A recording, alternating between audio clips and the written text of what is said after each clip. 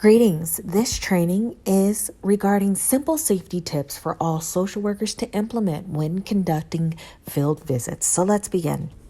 Please note, DPSS prohibits the use of any licensed, unlicensed firearm, weapons, or pepper spray during work hours or while conducting field visits. Now, an important tool for all social workers to implement and utilize before actually engaging the client or arriving to the home for the field visit is conducting a pre-assessment. This pre-assessment allows all social workers to utilize available resources at their disposals, like court documents for our CPS workers and or APS workers, which includes client information, previous assessments that were done in the past, and any safety concerns, medical history, household evidence that may be of an importance to the social worker before arriving to the home.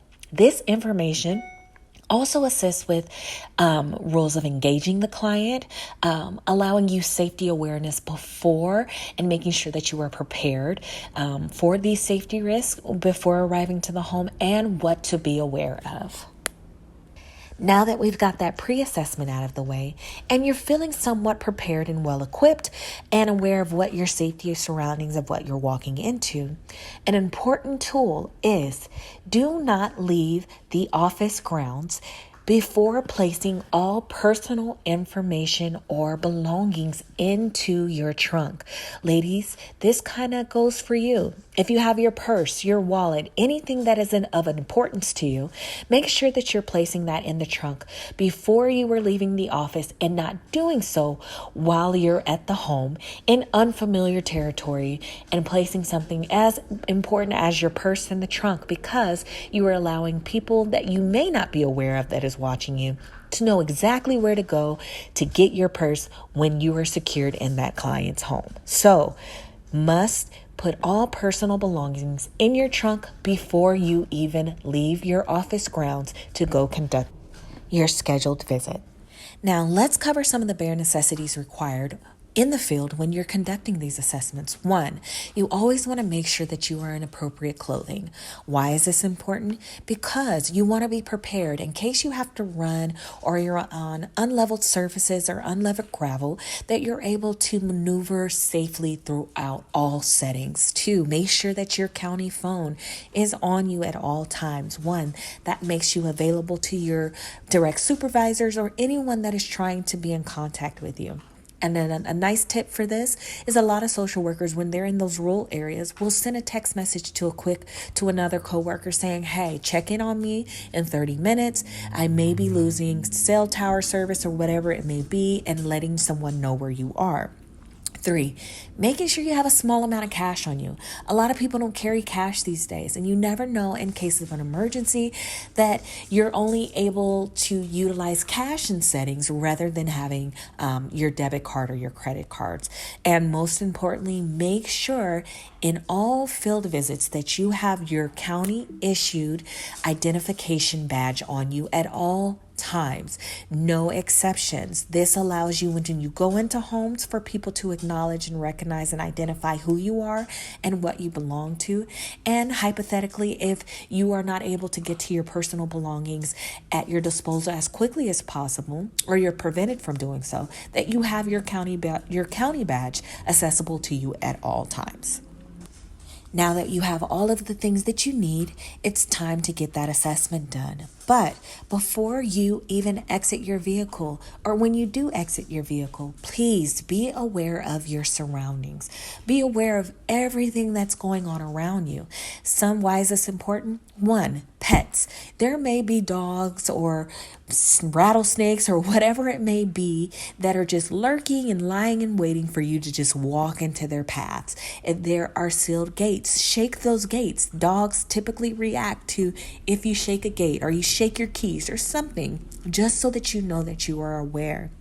Making sure that you have everything that you need to conduct that assessment, not overcrowding yourself with things that aren't required for the assessment, like personal bags and things like that. Just go into the assessment with what you need. And as we previously discussed, your cell phone, the assessment tools required to make sure that the assessment is completed, your county badge, and you keep it moving.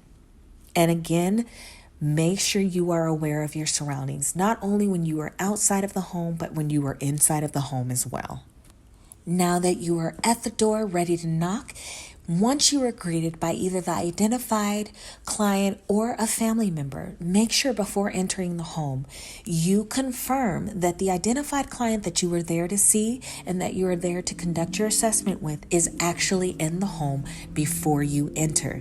You never want to put yourself in a situation where you've entered a home, a door is closed and locked behind you, and the person that you're there to see is not even there, and you're there with unidentified individuals.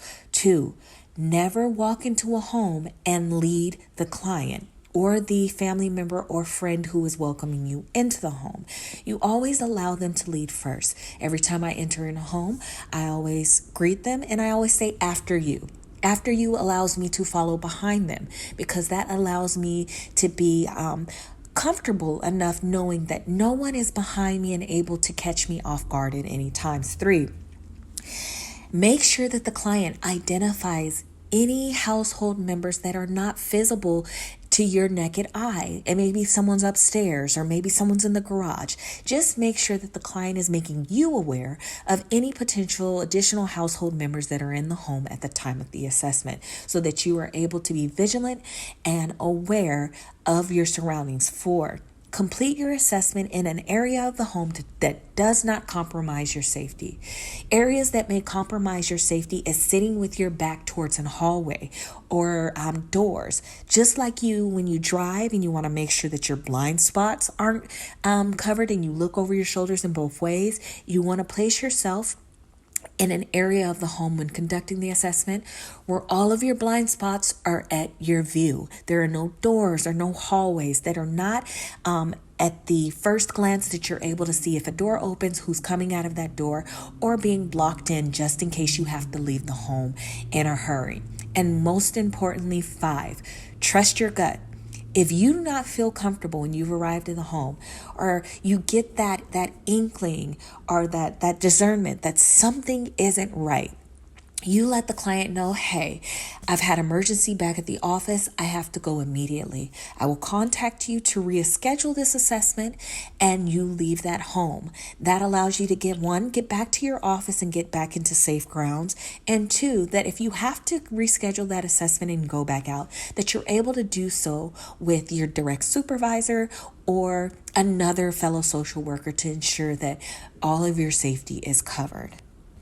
In parts, all we want you to remember is, yes, we need our clients seen. We have to service our clients and we have to ensure that the safety of our clients is met.